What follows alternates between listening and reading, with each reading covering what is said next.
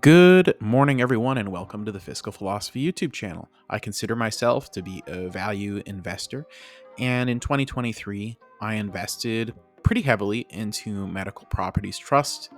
I still have quite a few shares of this company, and I continue to average into the position and lower my cost basis while it remains depressed. It dropped nearly 60% over the course of the last year, so safe to say 2023 was not a great year for their share price. However, I think that we could see some changes come in 2024 potentially, and so I'll give you a little bit of an idea of why that might be. But first, I want to get into where we're at today and how we got here. So, Medical Properties Trust is currently trading at about $4.90 with a market cap just under $3 billion. Now, they pay out 60 cents per year in dividends. They pay quarterly, and the yield at the current price is 12.28%. And this is after they already cut the dividend by almost 50% earlier this year in order to conserve cash and sort of clean up their balance sheet a bit.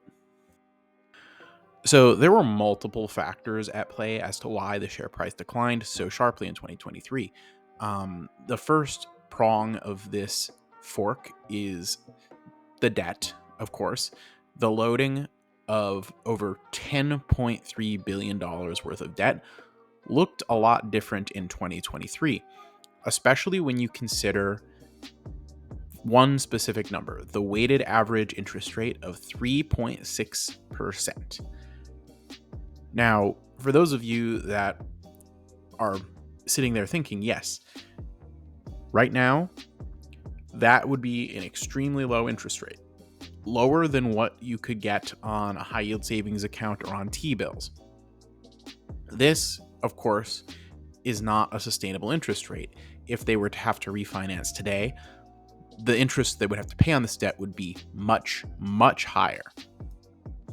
Now, if that debt was due a long time from now, like say 10, 20 years from now, that interest rate wouldn't necessarily be as much of a concern. But as you can see on this debt maturity schedule, and again, this is as of the end of 2022, beginning of 2023, they had a little bit of debt coming due in 2023. That's not such a big deal.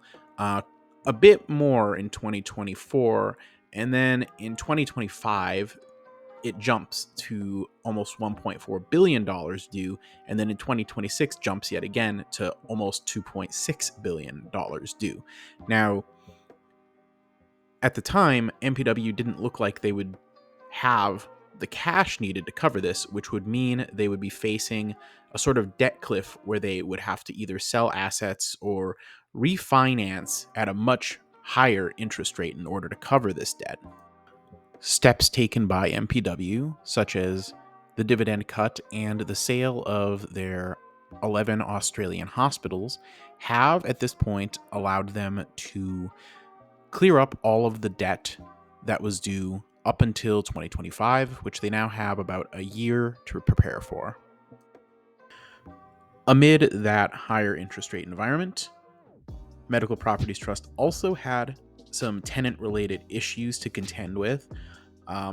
Previously in 2022, it had come to light that there were some issues with their number one tenant, which was Steward.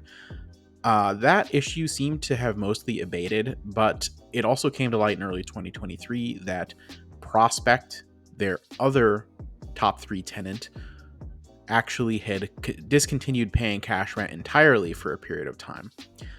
Now, they did come to some kind of terms to accept a form of equity in lieu of the cash rent that they were previously owed, and they constructed a plan moving forward to resume the payment of cash rent, which, as of October, it looks like Prospect did resume paying cash rent to MPW, so that issue may more or less be behind us. And of course, when there is blood in the water, the sharks will circle, and we saw that with MPW in 2023.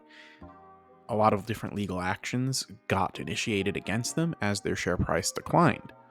I won't go as far as to call any of these legal actions frivolous, but I will make the point that only after the share price fell did anybody start complaining or saying any kind of negative things about how the management was supposedly not transparent or even fraudulent, which I think that's a bit of a stretch. And when I Googled some of these law firms, I did come across a lot of different news results of them suing other companies when the share prices fell, including one of them suing Adobe, which I think it's just kind of a stretch to say if the share price falls, therefore lawsuit. As if all of that wasn't enough to drive down the share price, more than 25% of the shares are currently sold short per Fintel. And I think throughout all of 2023, every time I checked this, it was at 20% or above in terms of how many shares were sold short at the time. Now, these shares sold short are essentially shares that somebody borrows from a broker, and they pay interest as well as actually having to cover the dividend during the period of time that they hold the short position open. The only way for them to close the position and realize a profit is to buy these shares back. So they're sitting there counting on the share price staying lower in order to make their money. And honestly, all the selling volume coming from all these short sales just adds to the share price decline. So this about covers 2023. Let's look ahead to 2024 and see what the future might hold. The biggest macroeconomic factor that will be impacting MPW in 2024 is, of course, those pesky interest rates. Higher interest rates increase the perceived risk of debt, while lower interest rates do the exact opposite.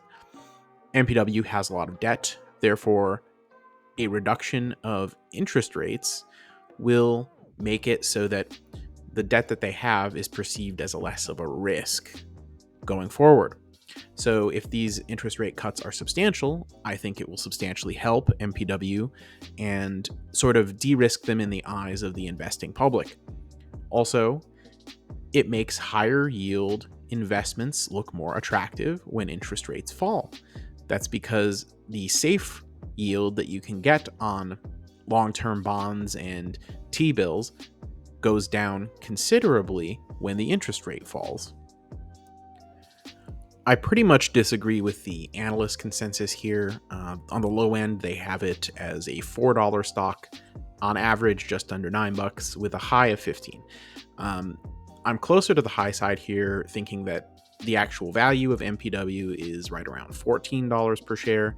I'll share my opinion on why that is momentarily.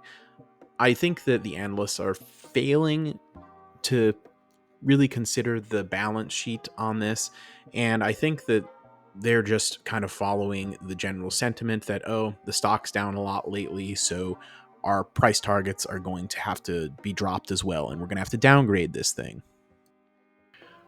So let's discuss valuation on MPW. I said I felt it was worth something in the neighborhood of $14 per share, which is about its book value. On this chart, which is price to book value, that would be a 1. Right now, it's a 0.37. So that's more than 60% discounted from its book value. But if you look over the last 10 years, generally speaking, it trades at a premium. So there actually could potentially be even more upside in it than what my own valuation implies. But I view my valuation as an actual conservative valuation, not a premium valuation.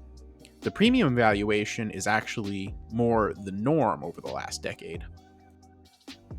Now, the reason I think that the market is sort of exaggerating a lot of the issues that MPW faced over the last year is because look at the book value and then compare it to the previous chart, the price to book value. The actual book value itself is a lot more stable than the actual price to book value has been. And the share price has been a lot more volatile. This means that, in my opinion, the actual value to shareholders is much stronger than the price would indicate. And I also need to reiterate that, typically speaking, MPW trades at a premium to this price. And I'm merely using this price as what I think the fair value ought to be in the current environment.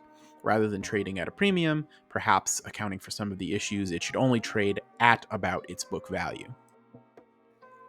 Overall, I genuinely believe that we have a strong setup with regards to 2024 and MPW. We have interest rates set to go back down to a certain extent. We don't know exactly how much yet, but that will, of course, lower the pressure as far as the debt on the business, which may make more people a little bit more comfortable coming back into the investment. And the lower interest rate on safer bonds might make more money flow back into higher yielding dividend stocks as well. All of this counterbalanced with the fact that there are still 25% of shares sold short.